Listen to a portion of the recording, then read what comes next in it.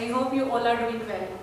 तो last video में हमने क्या सीखा था, बोहर एटॉमिक मॉडल में हम जो आउटर मोस्ट इलेक्ट्रॉन जिसमें रिवॉल्व कर रहा है उसकी रेडियस कैसे निकालते हैं, उस इलेक्ट्रॉन की वेलोसिटी कैसे निकालते हैं और उसकी एनर्जी क्या होती है। तो ये तीन चीज़ मैंने आपको लास्ट वीडियो में पढ़ाई थी। इस वीडियो में हम क्या पढ़ेंगे, हाइड्रोजन एटम का एटॉमिक स्पेक्ट्रा। ठीक है, तो देखो सबसे पहले क्या लिखा हुआ है बोर्ड पे, रेडियस का फॉर्मूला ये मैंने आपको प्रीवियस वीडियो में करवाया था, उसके बाद वेलोसिटी, उसके बाद एनर्जी। रेडियस किसकी, उस nth ऑर्बिटल की जिसमें आपका इलेक्ट्रॉन रिवॉल्व कर रहा है। वेलोसिटी किसकी, उस इलेक्ट्रॉन की जो इलेक्ट्रॉन घूम रहा है उसमें nth ऑर्बिटल में। एनर्जी किसकी, उस nth आउटर मोस्ट ऑर्बिटल की जिसके अंदर हमारा इलेक्ट्रॉन रिवॉल्व कर रहा है। तो इन तीन चीजों का फॉर्मूला मैंने आपको लास्ट वीडियो में करवाया था। अब आगे फर्दर पढ़ते हैं। देखो इसमें एक चीज और दी गई है, वेलोसिटी का फॉर्मूला है ze² 2ε0 nh। इस पूरे फॉर्मूले में कहीं भी आपको m नहीं दिखेगा। m मतलब मास उस पार्टिकल का जो रिवॉल्व कर रहा है। अगर उस पार्टिकल का मास नहीं है जो रिवॉल्व कर रहा है, मतलब उसके ऊपर आपकी एनर्जी डिपेंड नहीं कर रही, तो एनर्जी क्या है, इंडिपेंडेंट ऑफ m, यानी कि मास पे डिपेंड नहीं कर रही। दूसरी बात, मैंने कहा था कि आपको डिपेंडेंसी याद रखनी है, पूरा फॉर्मूला मत याद करो, कोई दिक्कत नहीं है, सिर्फ डिपेंडेंसी याद रखो। डिपेंडेंसी कैसे, रेडियस किस पे डिपेंड कर रही है, n² के डायरेक्टली प्रोपोर्शनल है, z के इनवर्सली प्रोपोर्शनल है। वेलोसिटी z के डायरेक्टली प्रोपोर्शनल है, n के इनवर्सली प्रोपोर्शनल है। तो इन दोनों की डिपेंडेंसी आपको याद होनी चाहिए, रेडियस और वेलोसिटी, क्योंकि ये आगे हर फॉर्मूले में काम आएंगे। सिर्फ डिपेंडेंसी याद रखो और कुछ नहीं। उसके बाद देखो आगे बढ़ते हैं। E1 -13.6 electron volt, E2 -3.4 electron volt, E3 -1.51 electron volt. अब ये मैंने लिख तो दिया, आपको समझ आया मैंने क्या लिखा हुआ है। यहाँ देखो En, मैंने जस्ट n की जगह पे वैल्यू पुट करी है, n = 1, n = 2, n = 3। यानी कि जब आपका इलेक्ट्रॉन फर्स्ट शेल में होगा तो एनर्जी E1, जब इलेक्ट्रॉन सेकंड शेल में होगा एनर्जी E2, जब इलेक्ट्रॉन थर्ड शेल में होगा एनर्जी E3। और ये सारी एनर्जी किसके लिए है, सिर्फ और सिर्फ हाइड्रोजन एटम के लिए। इस एनर्जी के फॉर्मूले में Z की वैल्यू 1 पुट करो, n की वैल्यू 1 पुट करो, तो किसकी एनर्जी आएगी, हाइड्रोजन एटम की एनर्जी आएगी। ठीक है, मैंने एनर्जी करेक्ट लिखी हुई है, आप इसको कैलकुलेट भी कर सकते हैं। क्या फॉर्मूला है, En = -13.6 z² n²। देखो अगर z की जगह 1 पुट करोगे और n की जगह 1 पुट करोगे, z की जगह 1 पुट किया तो क्या आया,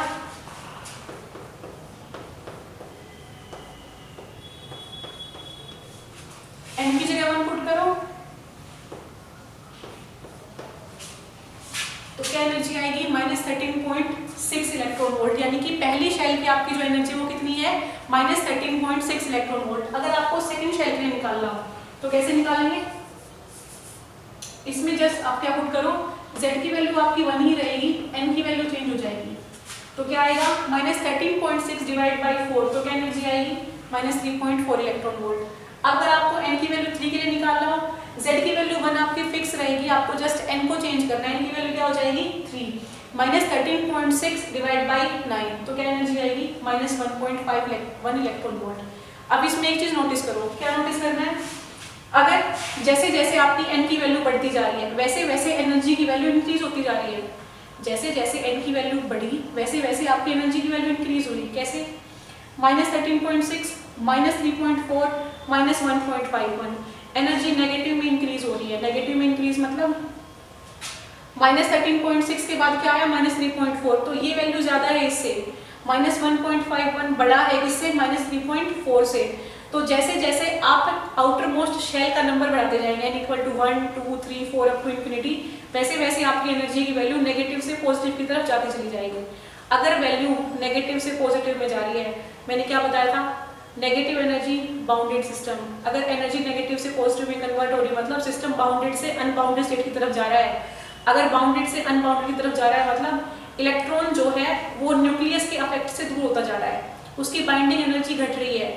जितनी न्यूक्लियस की पकड़ n = 1 शेल में थी उतनी n = 5 शेल में नहीं रहेगी, क्योंकि उससे दूर हो गया। अगर दूर हो गया तो इलेक्ट्रॉन और न्यूक्लियस के बीच का जो डिस्टेंस है वो ज्यादा हो गया। डिस्टेंस ज्यादा होने से एनर्जी पे फर्क पड़ेगा, एनर्जी क्या होती जाएगी, कम। मैंने क्या लिखा है, आयनाइजेशन एनर्जी। आपको पता है क्या होता है आयनाइजेशन एनर्जी, वो एनर्जी जो किसी एटम को चाहिए अपने एक इलेक्ट्रॉन को उसमें से बाहर निकालने के लिए। मान लीजिए हाइड्रोजन एटम में उसकी शेल में एक इलेक्ट्रॉन है, उस एक इलेक्ट्रॉन को बाहर निकालने के लिए जो एनर्जी चाहिए वो क्या होती है, ionization energy. Ionization energy hydrogen के केस में बाइंडिंग एनर्जी के बराबर है। देखो ionization energy equal to binding energy. Binding energy क्या होती है? वो एनर्जी जो न्यूक्लियस को चाहिए इलेक्ट्रॉन को पकड़े रखने के लिए। अब हाइड्रोजन के पास केवल एक ही इलेक्ट्रॉन है तो उसकी बाइंडिंग एनर्जी ही उसके आयनाइजेशन एनर्जी के बराबर होगी जिस एनर्जी के साथ न्यूक्लियस ने इलेक्ट्रॉन को पकड़ा हुआ है। ये न्यूक्लियस है, ये इसकी शेल में इलेक्ट्रॉन रिवॉल्व कर रहा है। जो एनर्जी इस न्यूक्लियस को इलेक्ट्रॉन को बांधे रखने के लिए चाहिए वही एनर्जी तो आपको इस इलेक्ट्रॉन को बाहर निकालने के लिए चाहिए होगी। एक ही शेल है, एक ही इलेक्ट्रॉन है, तो बाइंडिंग एनर्जी आयनाइजेशन एनर्जी के बराबर होगी। इसलिए मैंने लिखा हुआ है ionization energy equal to binding energy of electron in hydrogen atom, यानी कि हाइड्रोजन एटम की जो बाइंडिंग एनर्जी है वही उसकी आयनाइजेशन एनर्जी लिखी जाएगी। तो आयनाइजेशन एनर्जी क्या हो जाएगी उसकी? -13.6 इलेक्ट्रॉन वोल्ट। क्यों? Z की वैल्यू भी 1, N की वैल्यू भी 1, इट मीन्स एनर्जी कितनी आएगी? -13.6 इलेक्ट्रॉन वोल्ट। तो आयनाइजेशन एनर्जी ऑफ हाइड्रोजन याद रखने वाली है -13.6 इलेक्ट्रॉन वोल्ट। उसके बाद देखो आयनाइजेशन पोटेंशियल क्या होता है। अगर आप आयनाइजेशन एनर्जी को उसके इलेक्ट्रॉन के चार्ज से डिवाइड कर दोगे तो आपके पास आयनाइजेशन पोटेंशियल आ जाएगा। -13.6 इलेक्ट्रॉन वोल्ट क्या है? Ionization energy. उसको डिवाइड करो इलेक्ट्रॉन के चार्ज से, 1.6 × 10⁻⁻⁹ ये क्या है? इलेक्ट्रॉन का चार्ज। इसको डिवाइड करो इससे तो क्या आ जाएगा आपके पास? Ionization potential. अब एक बात बताओ, बाइंडिंग एनर्जी क्या थी? नेगेटिव में, लेकिन आयनाइजेशन एनर्जी क्या है? पॉजिटिव में। ऐसा क्यों? क्योंकि हमें आयनाइजेशन एनर्जी बाहर से देनी पड़ेगी इलेक्ट्रॉन को निकालने के लिए। बाइंडिंग एनर्जी तो इस सिस्टम की है ना, वो तो नेगेटिव रहेगी, लेकिन जो एनर्जी आप बाहर से सप्लाई करोगे वो बाइंडिंग एनर्जी के बराबर होनी चाहिए। इसलिए आयनाइजेशन एनर्जी जो लिखी हुई है वो प्लस का 13.6 इलेक्ट्रॉन वोल्ट लिखी गई है। क्लियर?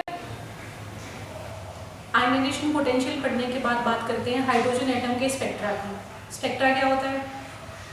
स्पेक्ट्रा मीन्स जब कोई फोटोन एमिट होता है, फोटोन एमिट होने के साथ साथ अपने साथ EM रेडिएशंस निकालता है, मतलब इलेक्ट्रोमैग्नेटिक वेव उसमें से बाहर निकलती हैं।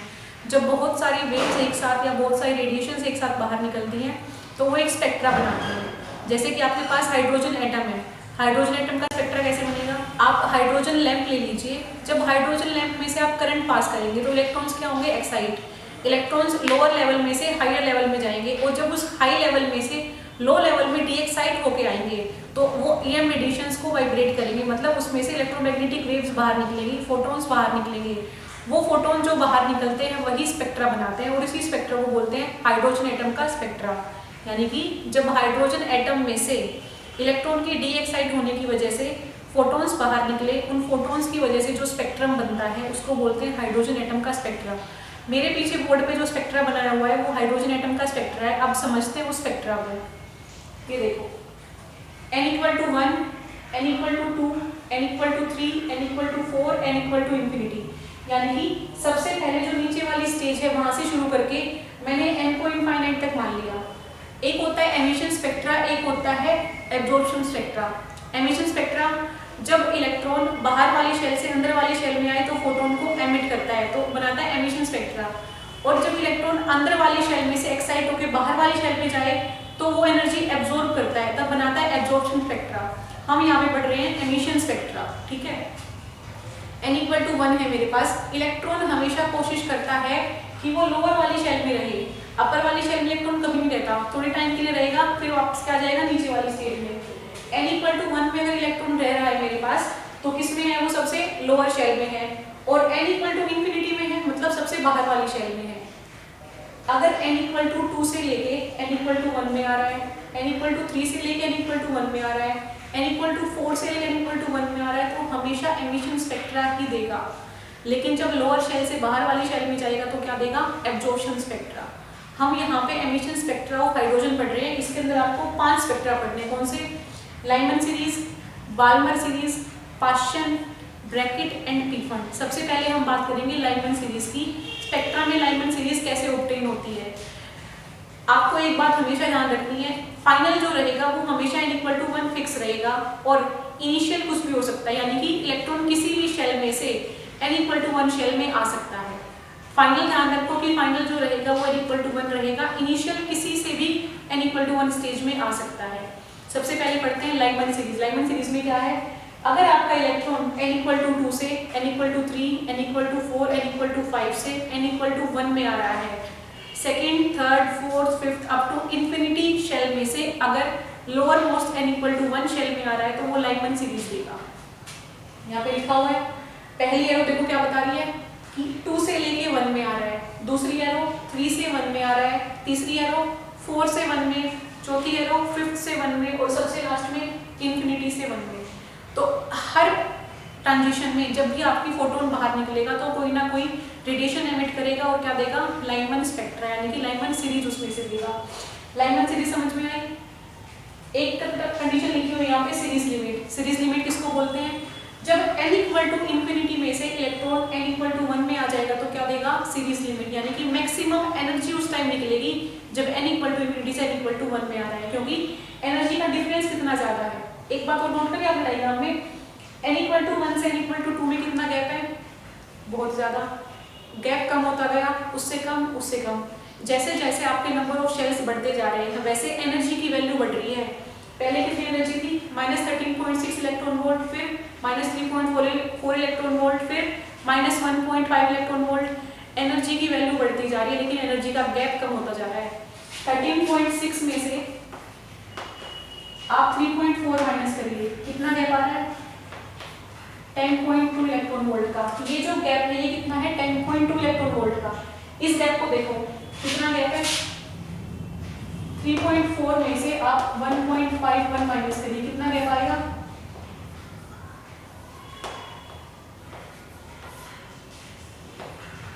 1.8 इलेक्ट्रॉन वोल्ट का। तो देखो यहाँ पे 10.2 इलेक्ट्रॉन वोल्ट का गैप है, यहाँ पे गैप कितना हो गया, 1.89, यानी कि ये जो गैप है ये और भी कम है। आप फर्दर और ऊपर मूव करेंगे गैप और कम होता जाएगा। इस पूरे स्पेक्ट्रम में जो बात आपके ध्यान रखने की वो ये है, जैसे जैसे n इक्वल टू 1 से ऊपर वाली शेल में इलेक्ट्रॉन जाता जाएगा वैसे वैसे एनर्जी का जो लेवल है उसकी एनर्जी बढ़ती जाएगी लेकिन एनर्जी गैप क्या होता जाएगा, कम। और वही सेम चीज आपको इस फिगर में आप इंटरप्रेट या फिर देख सकते हैं। लाइमन सीरीज बात समझ में आई? n इक्वल टू इंफिनिटी से लेके n इक्वल टू 2 तक, n इक्वल टू 1 में जो भी इलेक्ट्रॉन आएगा वो लाइमन सीरीज देगा। फाइनल ध्यान रखो n इक्वल टू 1, ठीक है। सीरीज लिमिट समझ में आ गई, n इक्वल टू इंफिनिटी से n इक्वल टू 1 में। सेकंड देखो, सबसे पहले हम थ्योरी कर रहे हैं उसके बाद न्यूमेरिकल क्वेश्चन पे जाएंगे। सेकंड है बाल्मर सीरीज। बाल्मर सीरीज में बस एक बात ध्यान रखनी है, फाइनल जो ऑर्बिटल रहेगा, फाइनल जो शेल रहेगी वो n इक्वल टू 2 रहेगी।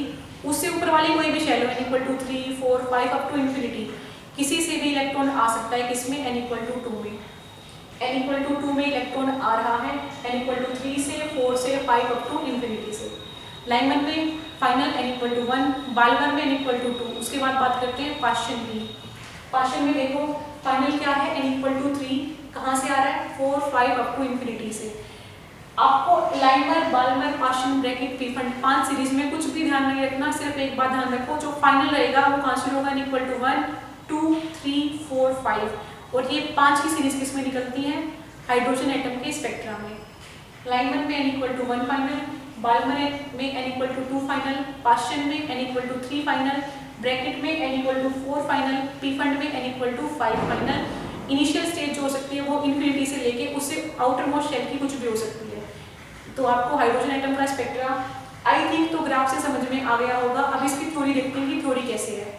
जो मेन बात ध्यान रखने की मैंने आपको बता दी, एनर्जी लेवल के साथ एनर्जी बढ़ती जाएगी, एनर्जी का गैप कम होता जाएगा। इन सीरीज में सिर्फ फाइनल का ध्यान रखो कि फाइनल कौन सा है, इनिशियल को भूल जाओ, इनिशियल उस फाइनल से बड़ा नंबर कोई भी हो सकता है। क्लियर? हाइड्रोजन एटम का स्पेक्ट्रा पढ़ने के बाद अब पढ़ते हैं उसके फॉर्मूले, यानी कि किस वेवलेंथ का फोटोन बाहर निकला है, किस फ्रीक्वेंसी से निकला है, क्या एनर्जी उसने एमिट आउट करी है। तो मेरे पीछे जो फॉर्मूला लिखा हुआ है वो लिखा हुआ है वेव नंबर का। वेव नंबर क्या होता है, लैम्डा का इनवर्स, यानी कि वेवलेंथ का इनवर्स, उसको आप वेव नंबर बोलते हैं। फॉर्मूला लिखा हुआ है 1/लैम्डा। तो सबसे पहले हम बात कर लेते हैं एनर्जी की। एनर्जी क्या होती है, मैंने आपको पहले भी बताई है, एनर्जी इक्वल टू hc/लैम्डा। जो कोई भी फोटोन एमिट होता है उसकी एनर्जी क्या होगी, hc/लैम्डा, या फिर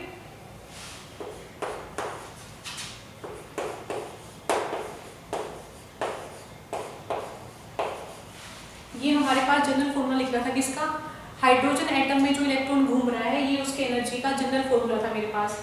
ये मेरे पास जो फोटोन एमिट आउट हुआ है उसका फॉर्मूला है E = hc/लैम्डा।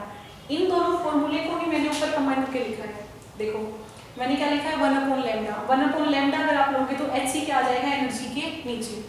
तो यहाँ पे क्या लिखा हुआ है 1/λ इक्वल टू 1/λ क्या बोलते हैं वेव नंबर, उसको रिप्रेजेंट करते हैं न्यू बार से। Nu bar equal to V/c 1/hc EI minus EF। EI minus EF क्या है उस एनर्जी का डिफरेंस जो कि मेरे पास इनिशियल और फाइनल ऑर्बिटल के बीच का है।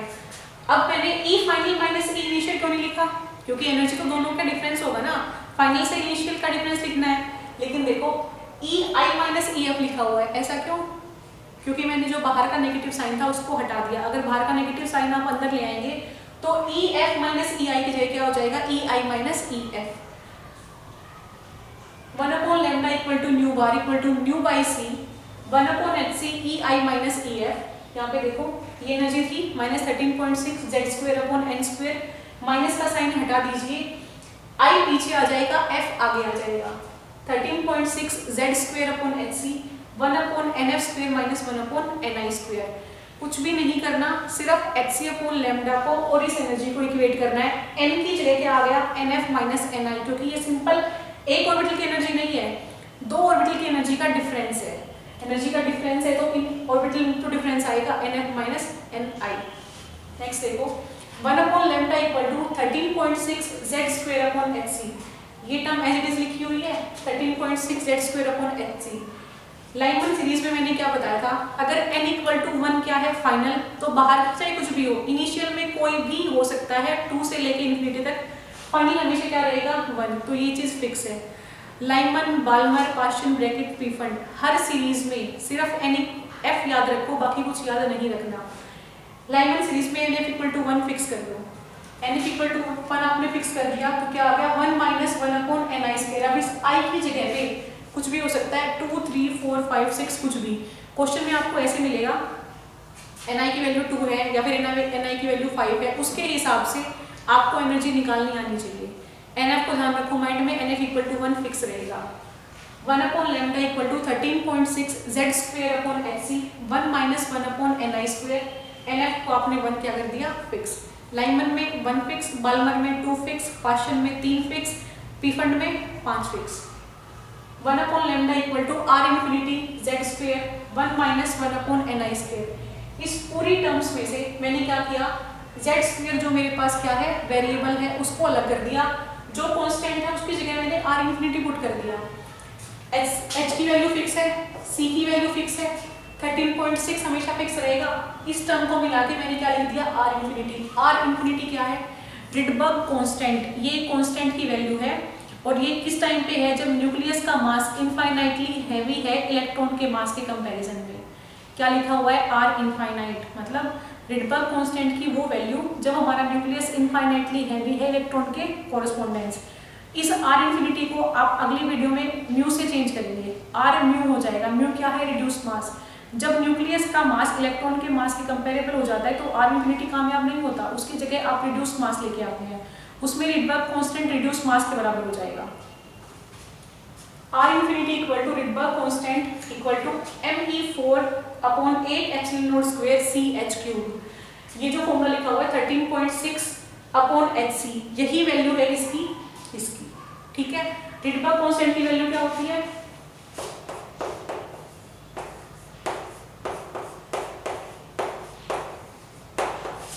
ये वैल्यू होती है रिडबर्ग कांस्टेंट की। आपको न्यूमेरिकल में ये वैल्यू गिवन मिलेगी, नहीं तो छोटी सी वैल्यू, इसको आप याद भी कर सकते हो। मीटर से सेंटीमीटर में चेंज कर रहा हूं तो ये रिडबर्ग कांस्टेंट की वैल्यू किस में है सेंटीमीटर में। Series limit of Lyman from n equal to infinity to n equal to 1, ये मैंने आपको यहाँ भी समझाया था। सीरीज लिमिट मतलब जब इलेक्ट्रॉन इन्फिनिटी से किस में आता है 1 में आता है तो उसको बोलते हैं सीरीज लिमिट। सीरीज लिमिट में हाईएस्ट फ्रीक्वेंसी होती है क्योंकि एनर्जी का डिफरेंस सबसे ज्यादा है। एनर्जी का डिफरेंस सबसे ज्यादा है तो फ्रीक्वेंसी सबसे ज्यादा और वेवलेंथ सबसे कम। एग्जाम में क्वेश्चन पूछा जाएगा किस लिमिट में हाइड्रोजन स्पेक्ट्रम की किस लिमिट में हाईएस्ट फ्रीक्वेंसी या लोएस्ट वेवलेंथ होती है, तो क्या बताएंगे series limit of Lyman. Lyman की जो सीरीज लिमिट है उसमें electron n equal to infinity से n इक्वल टू 1 में ट्रांजिट करता है, इसलिए उसकी फ्रीक्वेंसी सबसे ज्यादा होती है। फ्रीक्वेंसी ज्यादा है तो वेवलेंथ सबसे कम होगी, तो ये एक पॉइंट नोट करने का है। Series limit of Lyman equal to n equal to infinity to n equal to 1, ये मैंने आपको पूरा समझा दिया। सीरीज लिमिट ऑफ लाइमन समझने के बाद आपके पास बच गई बाल्मर, पाश्चन, ब्रैकेट और पी फंड। तो अगली वीडियो में हम करेंगे Balmer, Paschen, Brackett, Pfund में वेव नंबर निकालने का फॉर्मूला क्या होता है और इसके न्यूमेरिकल सोल्व करेंगे। Thank you.